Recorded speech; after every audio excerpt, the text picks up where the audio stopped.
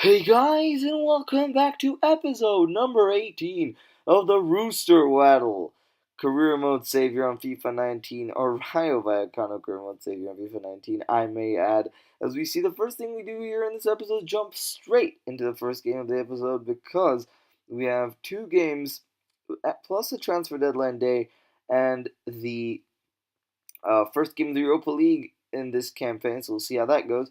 We see the first thing we see here is Wilfred Boney being featured, scoring in the last scoring 3 goals in the last 2 games. So he is obviously coming into this game with quite a reputation. But in terms of the two teams, not really changed from our past 2 games. And since our win is Girona, so let's see how we get on against Huesca in this game. Last year we beat Huesca quite comfortably, and when we played them, we beat them 5-1 if I'm not mistaken, away from home. But at home we simulated this fixture last season, and we lost. So let's see how the game gets as we play here. We get a couple chances in the opening 10 minutes with Danny Olmo taking a couple strikes at the keeper, once with his head and once there in the 7th minute with his foot. 10 minutes 40 gone, though. We get a corner whipped in by Rigoni. I'm pretty sure that was Rigoni, and the ball was headed in the back of the net. And surprisingly, no, it was not Wilfred Boney. It was Danny Olmo, the guy who took tons of shots in the opening couple minutes of this game and finally sees one in the back of the net. Danny Olmo, the Spaniard, gets his first goal in the season. I'm sorry if I sound a bit cluttered. It's because my nose is kind of blocked. So my voice might sound a bit muffled. But nonetheless, Danny Olmo sticks the ball in the back of the net and celebrates with the Rayo Vallecano fans. So we do open the scoring here in this match pretty early on, as he gets his first goal of the season. And we get another corner here, 19 minutes in, exactly 9 minutes after our first goal. Danny Olmo, from goal scorer to goal provider. He whips in the ball, and look who's in to score and to find the ball in the back of the net. It is Wilfred Boney, our man who's been the top scorer this season, came into this game top scorer and scores one more to add to his collection. So brilliant goal by Wilfred Boney, 20 minutes into the match, doubles our advantage in this game here at home. From another corner, I might add, Wilfred Boney, an absolute beast from corners, 2 people on him, but nonetheless puts the ball in the back of the net. So no stopping this man, as he's running like a tank engine right now. Starting the season off exactly where he left off and having 4 goals in 3 matches. 3 goals in 3 matches from Wilfred Boney. And we get another chance here, 38 minutes in. Sergio Gomez, who we decided to play instead of Kakuta to rest our bodies, with a brilliant piece of skill, finds Pablo Maffeo. And Pablo Maffeo with a brilliant whip into the box. And Danny Olmo is on the end of it again to tuck it in the bottom corner. And another header by our central attacking midfielder. And you wouldn't expect him to score all the headers, but he's doing so right now in this game. 2 headers, 2 chances from heading positions by Danny Olmo. And the ball finds the bottom corner. So a brilliant header by him. Tucks it in professionally executed by Arsenal attacking midfielder, our number 18, brilliant header, absolutely sensational, right into that stitching in the bottom corner where the net meets the post. So we triple our lead in this game to make it 3-0 to us. 38 minutes in, 48 minutes in, as the referee adds 4 minutes of added time.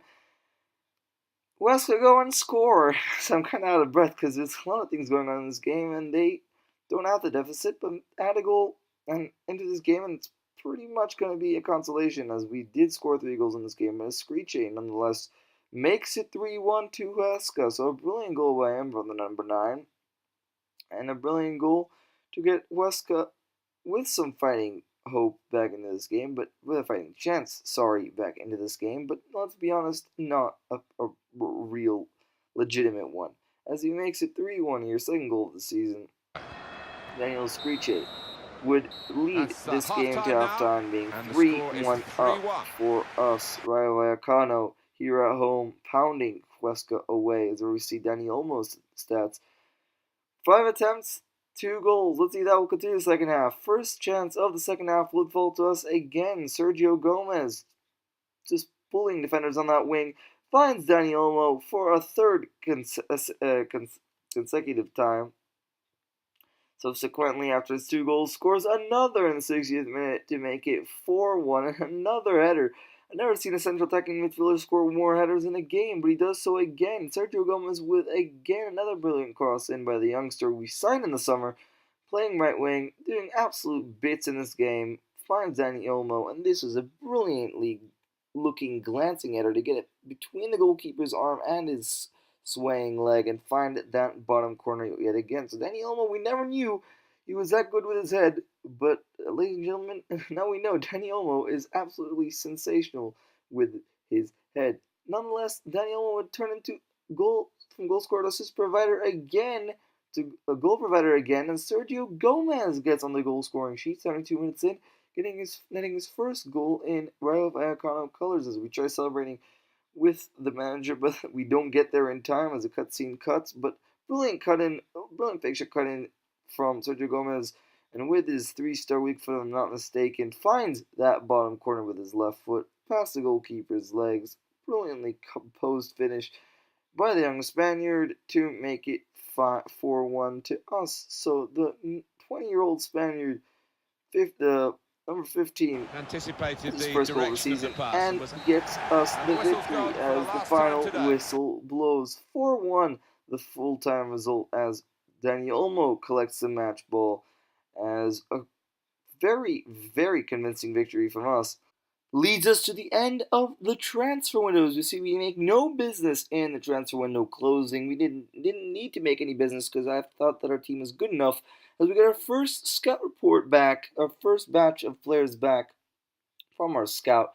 As you see the first one here, Manuel Navarro looking good as we put him in our youth academy. The rest not really good except for the one at the bottom as we see there. Not that great, but Damian Silva. Maybe the next year Casillas, you might have to find out. He's 15 though, as we can't really bring him up yet. But Manuel Navarro is 17. As we see, we do bring him up. Giorgio Miranda, the other youth player, is also 15, so we can't bring him up. But we decided to bring Manuel Navarro up, the 17-year-old camp, because we don't have enough players, and it's free to get into the teams, so why not bring an extra player into the team?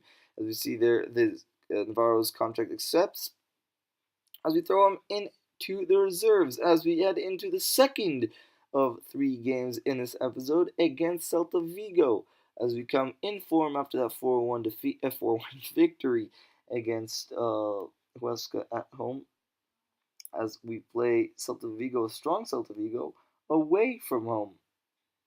As we see the lineups there, as we see our lineups there too. Our old lineup as usual, our classic lineup, the lineup we've used this whole time this season. As usual, we play once again with that lineup. First chance, 29 minutes in, falls to Kakuta, but he misses. The man who was in form last episode and in form last season couldn't really find the bottom corner. Rigoni, though, moving in and out. Sorry, Roca moving in and out. Tried to defend that charging far corner. Couldn't find that. Well, and that was it for the first half. Score is 0-0 really here. Gritty stuff in this first half. Both teams closing each other equally. None allowing each other through. So that goes into halftime and makes it a 0-0 halftime result as we enter the second half, 52 minutes in. Celta Vigo play it around and get their first chance of the game and score as well. Santi Mina, who in this transfer, the last transfer window that just passed, moved from Valencia to Celta Vigo and pays off here with the price tag as he scores against Rayo Vallecano. Repays the price tag that was paid for him. A brilliant finish by the young striker. Number 25 finds the bottom corner whilst getting tackled. A brilliant strike by him as he puts up Celta Vigo. We did beat Celta Vigo in the last game of the season to secure Europa League spots, but in this fixture.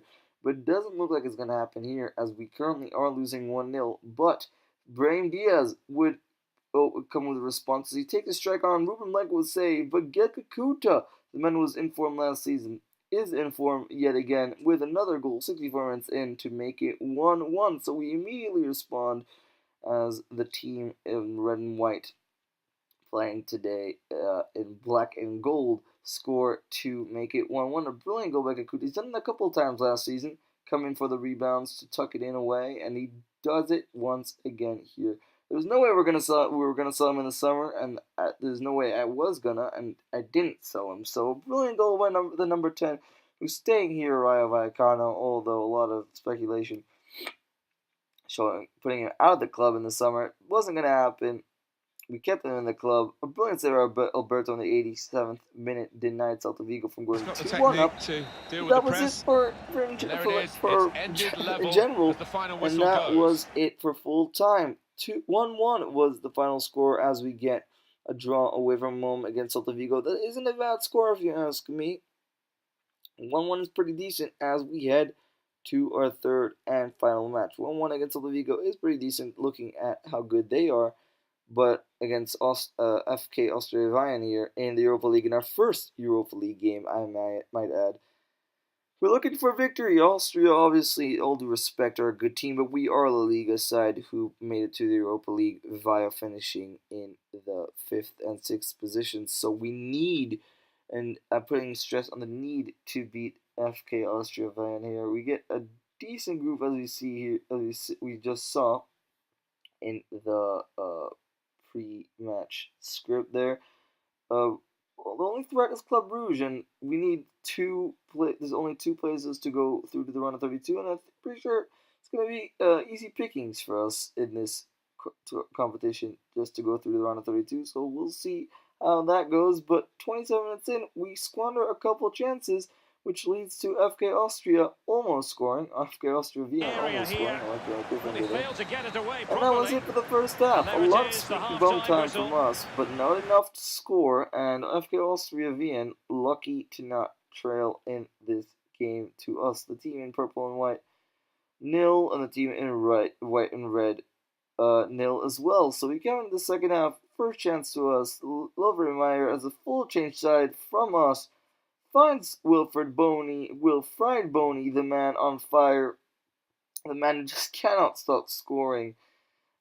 Sensational by him, and he gets his first Europa League goal, his first European goal in this career mode save. A brilliant pick by Lovermeyer, the next Modric, as they're starting to call him, as people are starting to call him, the next Luka Modric, with a brilliant pass to Wilfried Boney and a calm and composed finish by our Ivorian striker. A brilliant goal by Wilfried Boney. Number 11 shushes the crowd as he shushes the press for speculating if he can do anything in Europe, and he shows that he can. 65 minutes in, we bring in Manuel Navarro, the man we just signed from the youth academy. A brilliant player with brilliant potential, as we see. We get another chance 71 minutes in. Let's see if Manuel Navarro will get something in this game, get a highlight to boast about. Well, he does. Manuel Navarro does find Pozo, who finds Trejo in the 87th minute. Trejo bursting down the line. He hasn't got a lot of chances this season, Trejo, because he's pretty old, turning to 31, so we decided to put him on the bench. Took a strike on, didn't work. 90th minute, the ball finds Kakuta, almost crawls over the line. Baye, who's playing in this game as well. Running Baye finds the run of Trejo, who finds it over the top to Manuel Navarro, who almost managed to squeeze it past the goalkeeper, but couldn't really, as the young kid almost gets a goal on his debut. But doesn't matter, we win 1-0, and that will wrap this episode up, guys. So if you enjoyed this video, hit the like button, please subscribe. I hope you guys enjoyed this, and I will see you in episode number 19 of the Rayo Vallecano career mode save for the derby against Getafe. So I'll see you all later.